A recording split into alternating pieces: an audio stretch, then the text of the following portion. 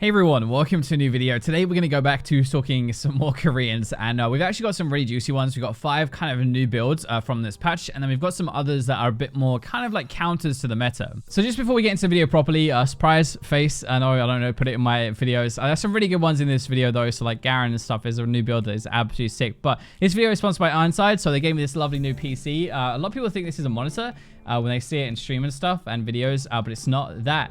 That is a monitor.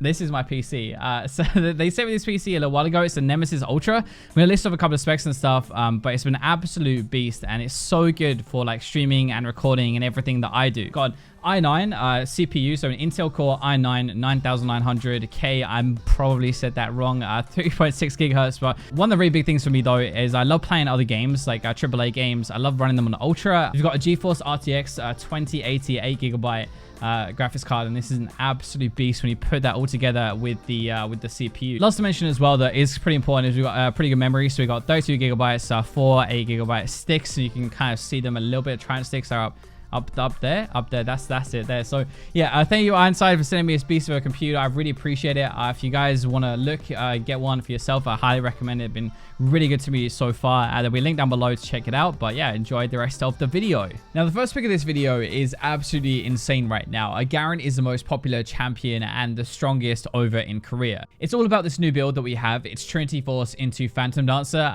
The first couple of days it wasn't that popular. Now it is absolutely everywhere, and among everything else, it gives us 4 more spins with that E, which is a lot of our damage. This is kind of what it's really all about now. You spin to win properly. It's not just kind of a meme anymore. You're not going to be that easy to kill, but you have some really good damage. If you've been living under a rock recently, you might not know that Garen has been updated in 9.20, at least kind of like a mini update, whereas E now scales with attack speed instead of a fixed amount of spins. We have swapped to maxing out our E now as well to bring the damage up on that, and it even stacks up by Conqueror, which is kind of like the cherry on top. With that, we have a lot of other stuff, but some really important things like your ultimate now does true damage all the time now, not just to the villain. The villain system has been removed from that. Even your Q scales with attack speed now, and when you have more, it's almost like an auto attack reset, so it really improves your damage. Going back to the build for a second, so Trinity Force is more expensive, but it is a really good item for Garen now, with giving the attack speed part that you're actually going to use. It's also got the phase to keep you chasing just like Cleaver did. With your Sheen, it's got really good burst damage. You'll slam down with your Q and do a massive chunk, but we're not really wasting any of the stats except maybe the mana. Phantom Dancer next is a shield to keep you alive, so that is why we take that instead of something like Shiv or anything else there. Plus it's more move speed again with a basic attack, so you can chase people down. Now the idea behind all of this really is that you have way too good damage, and it still makes you tanky and difficult to kill, so it's kind of the best of both worlds. What you're really looking for is getting out of that lane phase, getting these 2 items that you really need, and then you're going to go on an absolute tear. So next up we actually have an AD carry, which is pretty cool for me making this video. An AD carry main, and I always say that Korea is pretty boring because it's just Kai'Sa, Xayah, and maybe some Ashe now as well dominating. Well, this popped up a bit more. So Miss Fortune right now normally is not doing that well. She's okay, but the lethality build just isn't really cutting it in the meta that we're in at the moment. Weird thing is though, come 9.20, she's got this nutty win rate. It turns out it's this whole new full crit Klepto build, which I know a challenger did ages ago, but now it's really spread. It's Essence 3 your first item into Infinity Edge straight afterwards, so it's 50% crit, loads of AD, and you're smacking people about. Xayah sometimes uses this when she's ahead. I've built this on Lucian before. I did a video about that, and you're kind of just porting that over onto Miss Fortune. You have really good AD ratios on everything in your kit anyway, so the more AD you have, the more damage you're going to do, and instead of having lethality, we basically just swap that for crit.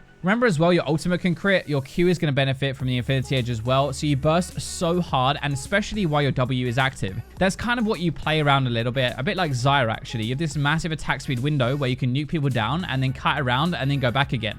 It does get a bit easier and obviously stronger when you have the attack speed from your rapid fire cannon as well as the range on top of that for your third item, so that is 75% crit there. But the weird thing is that Miss Fortune isn't really a normal AD, at least usually, but she sort of is now with this. The other side of this build is Kleptomancy, so it procs with your Q, so you can bounce this in lane and you get free gold, and it has really good synergy with your love taps. You have the auto attack for the bonus damage and a proc as well. Miss Fortune doesn't have to take a damage keystone, especially not with her ultimate anyway. Like Dark Harvest will proc on it, but pressy attack wouldn't, so this works out getting your big crit items a bit faster, and that's why it's stronger. The good part is that it's strong early game. It's relatively easy to play. You're just stacking your Kleptomancy and trying to get a few kills with these bounces if you can, but then you don't have any pressure to really end that early because you are going to scale like a monster. Next up, we have a huge Korean trend right now. All of a sudden, Pyke mid is gone from a few players to lots of people playing Halo Blades. The idea behind this is that it's an early game stomp machine. That's really why you're going to choose this over anything else. And remember, Riot nerfed his ability to farm and wave clear to try and kind of limit that in the lane, but Koreans now just farm champions instead. It's about a 55% win rate before 25 minutes into the game, which is really good. But the crazy part is that he doesn't fall off as hard as you would expect. A bit, but it isn't actually that bad. It's mainly because of these huge early leads that he is going to get. So you have more items, you're going to get your Moby boots, you're going to have triple lethality, and then you're going to perma roam around the map.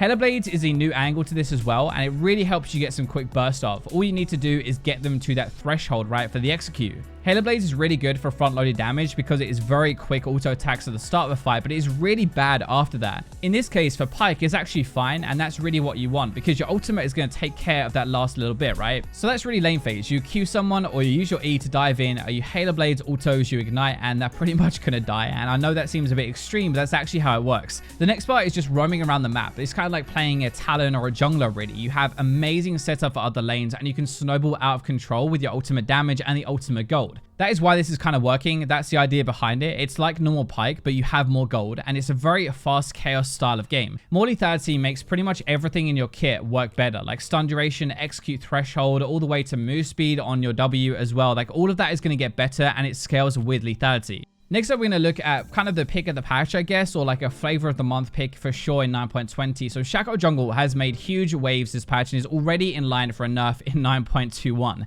This all started because of the box change, really, and remember he had an update this patch, same as Garen as well, so it's now AoE. It makes clearing the jungle a breeze and much faster. One of the biggest things is that you can now hit level 3 when laners are level 1 sometimes, and these early ganks just make it very hard to play against, but also very frustrating. At least in Korea as well, the game becomes proper volatile because the way you beat this is you invade it, right? You mess with the boxes and you mess up its setup. People know that on both sides of the team though, so they're sitting there waiting for you, and it creates a lot of level 1 fights around the boxes. Yeah, Shaco is not supposed to be that good level 1, especially when he's setting up and got no cooldowns, but it still makes it really messy. He's gone from like a 2% play rate to over 10% now. It's climbing up to like a 35% ban rate in just a couple of days, so it really is taking over. His early game is better, but it hasn't stopped his late game either, and this is a really important part. Since the rework ages ago, the best phase for Shaco is later, where he can one-shot and he has all these items. It seems like he doesn't have much issue with that still right now, but his early game is massively improved. In teamfights, he is just way more useful as well. Even if you do slightly less damage, I guess, like his clone will instantly fear everybody around when it dies. It gives you some much needed utility there.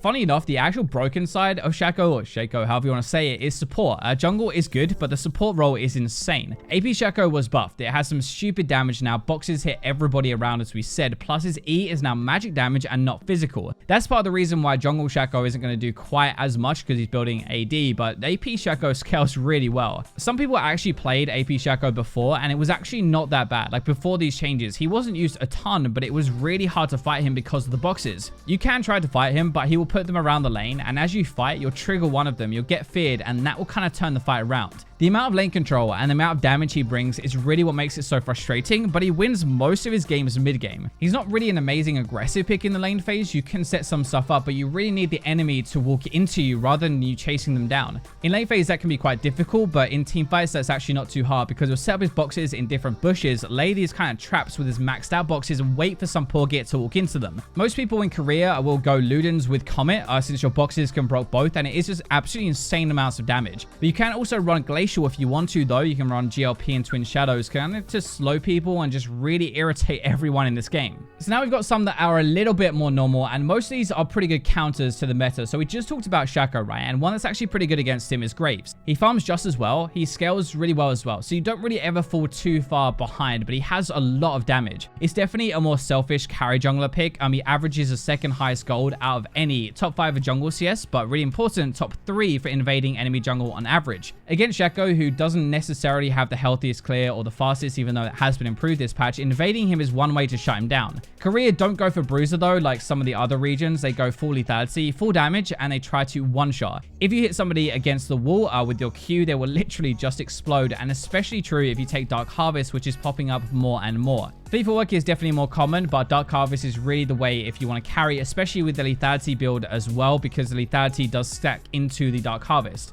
Next up, I know a lot of people hate Blitzcrank right now, and this is kind of Korea's answer to it. So for Leona, you can't really hook her. If you do, it's free access onto your AD carry, but she's too tanky to burst either way. You can't focus her down. These two are very similar. Blitzcrank can only really fight. Leona can only really fight as well. It's a pretty one-dimensional lane, and Leona has the upper hand with that. She is so tanky now that her W is changed to block some flat damage, and if you combine that with Aftershock as well, that's the biggest issue. There's a pretty big window where she can kind of whack you, but there's not much point slapping back until the Aftershock and until her W are down, and you can actually start doing some damage. Outside of this lane, outside of the counter to Blitz, she massively punishes weaker lanes or with a strong AD, but honestly, you don't really lose that many matchups at the moment anymore. Even ones like Janet and Thresh that can stop her tornadoes are going in Leona's favor. That's partially because after level 6, you've got this huge engage, so you can go onto these champions and they can't stop them if they're stunned by your ultimate. You can roam well afterwards as Leona, you can frontline even later into the game as well, so we're definitely seeing way more of her right now, and especially as a counter to Blitz.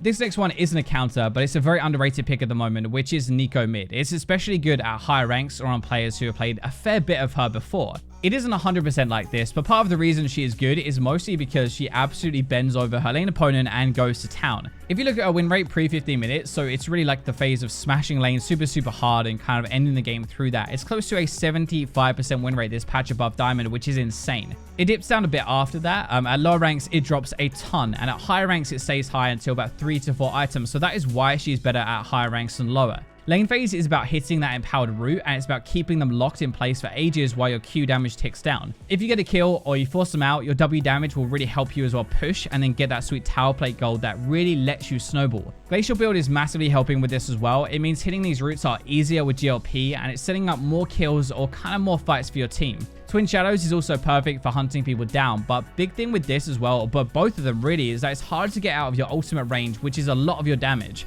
I think some big differences between higher and lower especially are like setting up these ultimates a bit better, and they'll also use their passive to more effect, or at least hide the ulti cast time, which will allow you to hit it, and it is really important for your team fight. So hopefully you guys enjoyed the video. Thank you for watching until the very end. Remember to check out the Ironside stuff down below as well, but that's going to wrap it up for me today. So thanks for watching until the very end, and for now, I will leave you with robots.